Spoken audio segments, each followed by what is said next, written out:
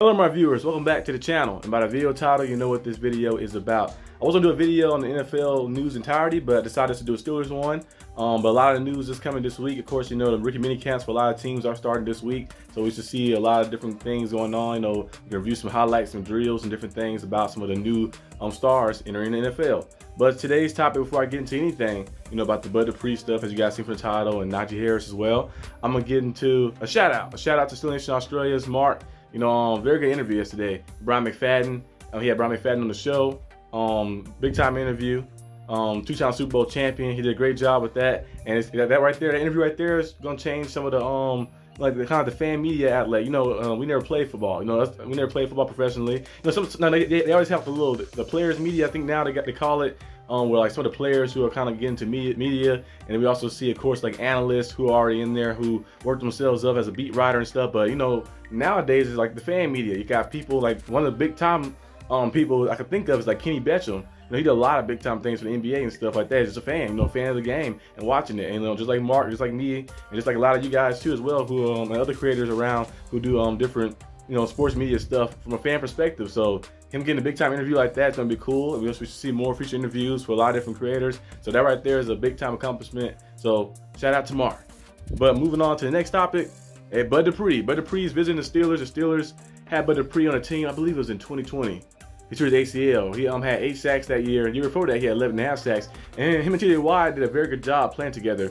Alex Highsmith, of course, is doing a phenomenal job too, playing with us. But him and TJ Watt, you know, Bud Dupree and Watt was a very good tandem, very good duo. And the Steelers right now don't have really they have Herbig backing up. But, you know, Marcus Golden is now on the roster. He's a free agent, so we don't know what's going to happen with that situation, if he's going to go to a different team or not. But he's still a free agent. So I think the Steelers interviewing Bud Dupree visiting for the Pittsburgh Steelers and the Chargers. And he already visited the Chargers. He visited the Steelers and then the Falcons, of course, a team that he played for last year. He had 6.5 sacks, which was pretty good. I think he's still solid enough to be like the rotational piece.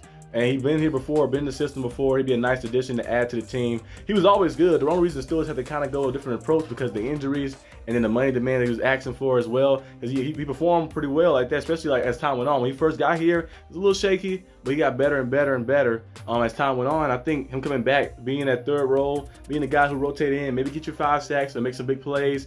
He always had that big time spark, especially when he was out there wide. Remember the little scoop dance he used to do all the time. Very cool.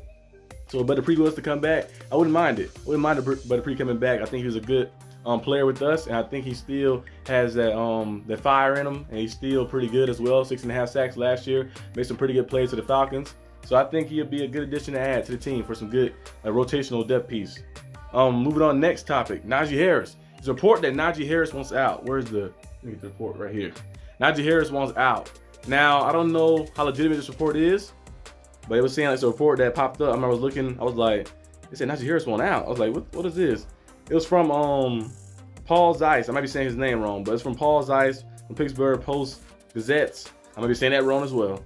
It said this is the fan on 93.7 the fan this week that Harris actually asked the Steelers to decline the team option on his rookie contract so that he could pursue other opportunities in free agency next season. It said Little Birdie said Najee Harris actually asked for the Steelers to decline his 5th-year option because he would like to go play somewhere else. Zeiss said, adding that he heard it from the same source that told him the Steelers would acquire quarterback Justin Fields this offseason. So he said he heard it from the source of someone who told him that the Steelers was going to acquire Justin Fields, and now the Steelers got Justin Fields. So I don't know if that's like giving like any type of credibility or anything, but I'm hoping that's not the case though. I'm hoping that maybe this is kind of like just a little fabrication a little bit. It's not nothing that's Najee Harris going to leave in the offseason or something.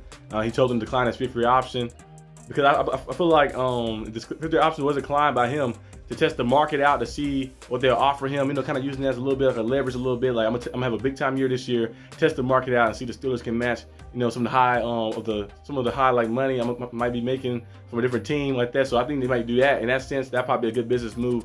But I can't see Najee Harris leaving. I think Najee Harris, big fan of Pittsburgh. Coach Tomlin embraced him. Everybody embraced him in Pittsburgh. A big time player. He embodies the Pittsburgh Steelers. So I think him being on our team in the long run to retire here, be a Steeler lifer, would be great. So hopefully that report is just a little fabrication of saying, oh, Najee declined the fifth-year option declined, so he can kind of reset himself and like make some big money next year because he had a big year this year. O-line is better, so he could be looking to have a big year this year, and then we'll see what happens, you know, in the offseason. Maybe test free agency out, and the Steelers can probably match some things, but I would not like to see Najee Harris go. So hopefully he stays with our team for eternity. It could be another player that leaves, you know, after I got that goddamn jersey. But hopefully Najee Harris can stay for our team for, you know, until to the end, till he finishes playing football like that, retires a Steeler, you know. So we'll see what happens in the long run. But that story right there can be a little fabrication. We don't know exactly what's true and what's not. Moving on to the last topic, rookie minicamp. So Steelers rookie minicamp starts on May 10th. I'll be doing some videos on that as well. If I get some footage and see some footage, I know a lot of the reporters and media will have some footage of things online and stuff. You know, we can like look at some footage of some of our young stars. I'm kind of excited to see Peyton Wilson and excited to see, of course, Roman Wilson go out there and run some routes and see how they look. And of course, you know, our offensive line, you know, see some of those young guys like Zach Frazier, see how they looking at some of those drills, and Troy Fatanu as well, how he looking for some of those drills as well. So I think the Steelers did a good job. You know, Mr. Khan, Coach Tomlin, those guys did a good job in like getting us some nice pieces, adding us some pieces to our team that we kind of really needed a lot. You know, I feel like when Kevin Colbert was here, he kind of like pushed everything away. He was like, oh, we're gonna wait and see what happens. We're gonna just get this guy and put him at center, or we're gonna do this and that. But I think Omar Khan for the past 2 years have said, okay, we're gonna address this. Our O-line needs help, we're gonna address the O-line. You know, we need help in this department, we're gonna address that. And I think they did a good job in addressing that, and they've been going out there and hitting on a lot of the picks. So I think if these guys turn out to be who we think they're going to be, this team should be up there and be able to run the ball top 10 in rushing, and should be up there as well in offense and put up points, and his defense as well, because defense has always been good, been the backbone of the team. For the entirety, really, the Steelers have always been known to have a good defense, so we're keeping that streak up a little bit. Last year, defense only allowed 19 points per game. I think this year we can get it lower. I think this year we can get the yardage allowed lower as well, so I'm very excited to look for what's going on. It's my dog barking in the background right there. I guess he's a Browns fan. I think he's a Browns fan. Every time I talk about the Steelers, he always start barking. My dog might be a Browns fan. I know the Browns call themselves they call themselves the Dogs or something like that. The dog fan. The Dogs might be Browns fans. I hope not. I might have to sell them at this point. But that's all I got for videos, guys. Hope you guys enjoyed it. If you did, leave a like and subscribe for more content. And I'll see you guys next time on the channel. Peace out.